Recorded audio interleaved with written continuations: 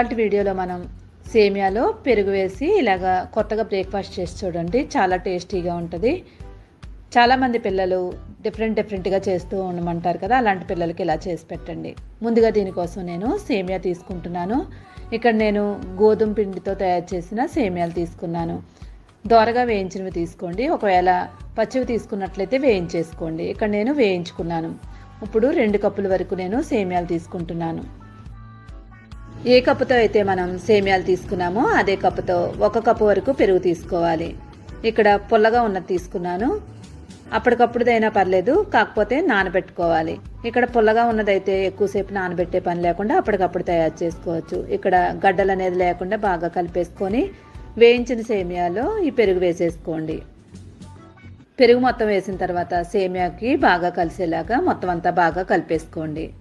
ఇలా మొత్తం కలుపుకున్న తర్వాత ఏ కప్పుతో అయితే మనం పెరుగు తీసుకున్నామో అదే కప్పుతో 1 కప్పు వరకు నీళ్లు తీసుకోవాలి. ఇక్కడ మనం 2 కప్పుల వరకు సేమియా తీసుకున్నాం కాబట్టి 1 కప్పు పెరుగు 1 కప్పు నీళ్లు వేసుకోవాలి. ఈ సేమియా అంతా కూడా జస్ట్ అలా మునిగేలాగా చూడండి. ఒకవేళ తక్కువైనట్లు అనిపించినట్లయితే కొంచెం వాటర్ యాడ్ చేసుకోండి. ఇప్పుడు దీనిలో 2 ఉల్లిపాయలు చిన్న ముక్కల కింద కట్ చేసి వేసుకోండి. నెక్స్ట్ క్యారెట్ కూడా తురిమి వేసేసుకోండి. తర్వాత కొత్తిమీర, ఫ్రెష్ కొత్తిమీర, దీన్ని కూడా చిన్నగా కట్ చేసి వేసేసుకోండి. కొత్తిమీర తిన్నవాళ్ళు కూడా ఇలా చేసినట్లయితే తెలియకుండానే తినేస్తారు. ఇక్కడ మనం గోధుమ పిండితో తయారు చేసిన సేమియాలు మరియు క్యారెట్ ఈ 2 తీసుకున్నాం కాబట్టి ఆరోగ్యానికి కూడా చాలా మంచిది. మొత్తం అంతా బాగా కలిపేసుకున్న తర్వాత ఇప్పుడు దీనిలో మనం తాలింపు వేసుకోవాలి. పొయ్యి మీద ఒక ప్యాన్ పెట్టుకోండి. ప్యాన్ హీట్ అయిన తర్వాత 1 స్పూన్ వరకు నూనె వేసుకోండి. నూనె బాగా వేడైన తర్వాత 1 స్పూను శనగపప్పు, 1 స్పూను మినప్పప్పు వేసుకోవాలి. నెక్స్ట్ 1/2 స్పూన్ వరకు ఆవాలు వేసుకోండి. ఆవాలు కూడా వేగిపోయిన తర్వాత దీనిలో మనం పచ్చిమిరపకాయలు 4 తీసుకుని చిన్న ముక్కల కింద కట్ చేసి వేసుకోండి. పచ్చిమిరపకాయలు వేసిన తర్వాత 2 నిమిషాల పాటు బాగా వేయించుకోండి. పచ్చిమిరపకాయలు అన్నీ కూడా చక్కగా వేగిపోవాలి. ఇవి వేగిన తర్వాత కరివేపాకు 1 రమ్మ, వీటిని కూడా చిన్న ముక్కల కింద కట్ చేసుకోండి. నెక్స్ట్ జీడిపప్పు వేసుకోవాలి. జీడిపప్పు ఉంటే వేసుకోండి, లేదంటే ఈ ప్లేస్లో పల్లీలైనా తీసుకోవచ్చు. వీటిని అన్నింటినీ కూడా బాగా కలిపేసుకోండి. జీడిపప్పును మాత్రం చిన్న ముక్కల కింద కట్ చేసి వేసుకోండి. పల్లీలు వేసుకున్నట్లయితే కనుక మిక్సీ చేసుకొని వేసుకోవచ్చు. ఇప్పుడు ఇవన్నీ కూడా బాగా వేగిన తర్వాత దీనిలో వేసేసుకొని ఇప్పుడు మొత్తం అంతా కూడా బాగా కలిసేలాగా కలిపేసుకోండి. అయితే మనం కలిపేటప్పుడు మరీ ముద్దలా కాకుండా కొంచెం పొడిగానే ఉంటుంది. ఇప్పుడు దీనిలో మనం రుచికి తగినట్లుగా ఉప్పు వేసుకొని మళ్ళీ ఒకసారి బాగా కలిపేసుకోండి.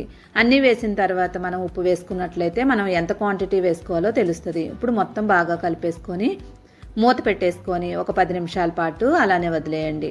ఈ 10 నిమిషాల్లోపు మనం చట్నీ తయారు చేసుకుందాం. దీని మీద ఒక ప్యాన్ పెట్టుకొని ప్యాన్ హీట్ అయిన తర్వాత 2 స్పూన్ల వరకు పచ్చిశనగపప్పు వేసుకోండి. దీన్ని 1 నిమిషం పాటు వేయించుకొని తర్వాత దీనిలో దాల్చిన చెక్క 1 చిన్న ముక్క, లవంగాయలు 5, మిరియాలు 10 నుండి 12 వరకు తీసుకోండి. వీటిని అన్నింటినీ కూడా వేయించుకోవాలి. ఇవి వేగిన తర్వాత దీనిలో 2 స్పూన్ల వరకు ధనియాలు వేసుకోండి. ధనియాలు వేసిన తర్వాత 1/2 స్పూన్ పసుపు, 1/2 స్పూన్ వరకు ఆవాలు వేసుకొని వీటిని అన్నింటినీ కూడా దోరగా వేయించేసుకోండి. ఇవి వేగిన తర్వాత జీలకర్ర 1 స్పూన్ వరకు వేసుకోండి. ఇప్పుడు మొత్తం అన్నీ వేగిపోయిన తర్వాత ఒక 2 రమ్మల వరకు కరివేపాకు తీసుకొని ఫ్రెష్ కరివేపాకు తీసుకొని వేసేసుకోండి. కరివేపాకు వేయడం వల్ల ఫ్లేవర్ కూడా చాలా బాగుంటుంది. ఇప్పుడు మొత్తం కరివేపాకు అంతా క్రిస్పీగా అయ్యే వరకు వేయించేసుకోండి. కరివేపాకు వేగిందో లేదో చెక్ చేసుకొని అప్పుడు స్టవ్ ఆఫ్ చేసుకోవాలి. ఇంకా వేగలేదు, ఇంకొక నిమిషం పాటు వేయించుకోండి.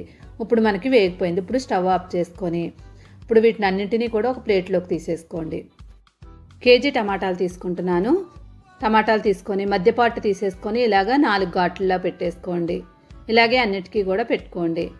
ఇప్పుడు పొయ్యి మీద ఒక కడాయి పెట్టుకొని దానిలో 4 స్పూన్ల వరకు ఉప్పు వేసుకోవాలి. తర్వాత మనం కట్ చేసి ఉంచుకున్న టమాటాలన్నింటినీ కూడా దీంట్లో పెట్టేసుకోండి. టమాటాలు తీసుకున్నప్పుడు పండువి తీసుకోండి, పచ్చివి కాకుండా. పండువి అయితే మనకి లోపలంతా గుజ్జంతా కూడా బాగా వస్తుంది. ఉప్పు వేసాం కాబట్టి దాంతోపాటే నీరు వస్తుంది. ఇప్పుడు మూత పెట్టి మీడియం ఫ్లేమ్ మీద పెట్టుకొని ఒక 2 నిమిషాలు అలానే వదిలేయండి. 2 నిమిషాల తర్వాత మూత తీసి కలుపుకోండి. అడుగు ఉప్పు ఉంటుంది కాబట్టి 2 నిమిషాల్లోనే మనం కలుపుకోవాలి. కలుపుకున్న తర్వాతే మనకి పైకి వాటర్ లాగా వస్తుంది. ఇప్పుడు మళ్ళీ మూత పెట్టి ఒక 5 నిమిషాల పాటు మీడియం ఫ్లేమ్ మీద ఉడికించుకోండి. 5 నిమిషాల తర్వాత చూడండి వాటర్ అంతా ఇలా వచ్చింది కదా. ఇంకా మనకి ఎక్కువ వాటర్ వచ్చే వరకు ఉడికించుకోవాలి. పైన లేయర్ అంతా కూడా మనకి విడిపోయిన వరకు మనం వేయించుకుంటూ ఉండాలి మూత పెట్టేసుకొని. ఇప్పుడు ఒక నిమ్మకాయ సైజ్ అంతా చింతపండు తీసుకోండి. ఆ చింతపండుని కూడా మనం ఉట్ట ఏమన్నా ఉంటే తీసేసుకొని దాంట్లో చింతపండు పిక్కలు ఏమన్నా ఉంటే తీసేయండి. తీసేసి ఆ చింతపండుని దీనిలో వేసుకొని ఒకసారి బాగా కలిపేసుకొని మూత పెట్టి దగ్గరికి అయ్యే వరకు ఉడికించుకోవాలి. టమాటాలో లేయర్ అంతా బయటకు వచ్చే వరకు ఉడికించాలన్నమాట. స్టవ్ మాత్రం లో ఫ్లేమ్ మీదే పెట్టుకోండి, మీడియంలో కానీ, లేదంటే కనుక మనకి టమాటాలంతా కూడా మాడిపోతాయి. చూడండి వాటర్ అంతా బయటకు వచ్చి మనకి పైన లేయర్ అంతా కూడా వచ్చింది. ఒకసారి చూడండి ఇలాగ వచ్చే వరకు ఉడికించండి. ఇలా వచ్చిన తర్వాత టమాటా పైన ఉన్న లేయర్ అంతా కూడా ఒక ప్లేట్లోకి తీసేసుకోండి. ఇక్కడ చింతపండు కూడా మనకు ఉడికిపోయింది, ఎక్కడ చింతపండు అనేది కూడా తెలియట్లేదు. చూడండి పైన లేయర్ అంతా పక్కకు పెట్టేసుకొని ఇప్పుడు మ్యాషర్ ఉంటే మ్యాషర్తో కానీ, పప్పు గుత్తు ఉంటే పప్పు గుత్తు దాంతో కానీ ఇలాగ మెత్తగా చేసేసుకోండి. ఉడికిపోయిన తర్వాత మనకి చాలా మెత్తగా అయిపోద్ది. చింతపండు కూడా చూడండి మనకి ఎక్కడా కనిపించట్లేదు, అది కూడా మనకి మెత్తగానే అయిపోద్ది. ఇలా చేసుకొని ఇప్పుడు దీన్ని పక్కన పెట్టేసుకోండి. మిక్సీ గిన్నె తీసుకోండి. తీసుకొని ఆల్రెడీ వేయించుకున్నాం కదా కరివేపాకు, శనగపప్పు, ధనియాలు, జీలకర్ర, వీటిని అన్నింటినీ కూడా మిక్సీ చేసుకోండి. మిక్సీ చేసుకున్న తర్వాత మెత్తగా చేసుకోవాలి, బరకగా ఉండకూడదు. మెత్తగా ఉండేలాగా మిక్సీ చేసుకోండి. ఇప్పుడు పొయ్యి మీద కడాయి పెట్టుకొని దానిలో 4 స్పూన్ల వరకు ఆయిల్ వేసుకోండి. ఇక్కడ పల్లి నూనె వేసుకోవచ్చు, నువ్వుల నూనె వేసుకోండి. తర్వాత దీనిలో ఒక 15 వెల్లుల్లిపాయలు తీసుకొని ఒలిచేసి వేసేసుకోండి. వెల్లుల్లిపాయలు ఎంత వేసుకుంటే అంత రుచిగా ఉంటుంది. వెల్లుల్లిపాయలు వేసిన తర్వాత 3-4 నిమిషాల పాటు బాగా వేయించండి. దానిలో ఫ్లేవర్ అంతా దిగే వరకు వేయించుకోవాలి. అవి వేగిన తర్వాత 1/2 స్పూను ఆవాలు వేసుకోండి. తర్వాత జీలకర్ర 1 స్పూన్ వరకు వేసుకోండి. ఇప్పుడు మొత్తాన్ని కూడా బాగా వేయించేసుకోండి. మొత్తం అంతా వేగిన తర్వాత కరివేపాకు ఒక 2 రెమ్మలు వేసుకోండి. కరివేపాకు కూడా వేగిన తర్వాత పసుపు 1/2 స్పూను, తర్వాత 2 స్పూన్ల వరకు కారం వేసుకోండి. పచ్చికారం ఉంటే పచ్చికారం తీసుకొని వేసుకోండి. మసాలా కారం అసలు వేయకూడదు, ఆల్రెడీ మనం మసాలాలు వేసుకున్నాం కాబట్టి పచ్చికారం వేసుకోండి, కలర్ బాగుంటుంది. ఇక టమాటా గుజ్జు అంతా ఉంది కదా, ఈ గుజ్జునంతటిని కూడా మనం ఆల్రెడీ వేయించుకున్న కారం దానిలో వేసేసుకోండి. చూడండి మనకి మెత్తగా అయిపోవాలి. ఇలాగా మెత్తగా అయిన తర్వాత మాత్రమే వేసుకోండి, ఎక్కడ మనకి టమాటా ముక్కలు అనేది ఉండకూడదు. ఇవి వేసిన తర్వాత 2-3 నిమిషాల పాటు బాగా వేయించేసుకోవాలి. ఉప్పు సరిపోయిందో లేదో ఒకసారి చెక్ చేసుకోండి. ఉప్పు సరిపోనట్లయితే కనుక వేసుకోండి. టమాటాలు ఉడికించే ముందే మనం 4-5 స్పూన్ల వరకు ఉప్పు వేసుకోండి. అప్పుడే మనకి టమాటాలంతా కూడా చక్కగా మగ్గుతాయి. ఇప్పుడు తయారు చేసుకున్న మసాలా పౌడర్ వేసేసుకొని బాగా కలిపేసుకొని ఇప్పుడు టమాటాలో నుంచి మనకి నీరు ఉన్నది కదా, ఆ నీరంతా కూడా దగ్గరికి అయ్యే వరకు వేయించుకోవాలి. ఎక్కడ వాటర్ అనేది లేకుండా దగ్గరికి అయ్యే వరకు వేయించేసుకోవాలి. టమాటా పచ్చళ్ళలో మనం మసాలాలు యాడ్ చేసాం కాబట్టి టేస్ట్ మాత్రం చాలా అమోఘంగా ఉంటుంది. చూడండి ఇలాగా దగ్గరికి అయిపోవాలి. ఇడ్లీ పాత్ర రేకు తీసుకొని దానికి ఆయిల్ కానీ లేదంటే నెయ్యి కానీ ఈ రెండిట్లో ఏదైనా పర్వాలేదు గ్రీస్ చేసుకోండి. ఇలా మొత్తం అన్నిటికీ అప్లై చేసుకున్న తర్వాత ఇప్పుడు దీనిలో ఆల్రెడీ మనం కలిపి ఉంచుకున్నాం కదా సేమియా, దాన్ని వేసుకోవాలి. ఒకసారి మూత తీసి నానిందో లేదో చెక్ చేసుకోండి. చేత్తో పట్టుకొని చూసినట్లయితే కనుక మనకి కొంచెం సేమియాలు మెత్తపడాలి. చూడండి మెత్తగా అయిపోయాయి, పొడి పొడిగానే ఉండాలి, అలానే మరీ ముద్దలాగా అయితే ఉండదు.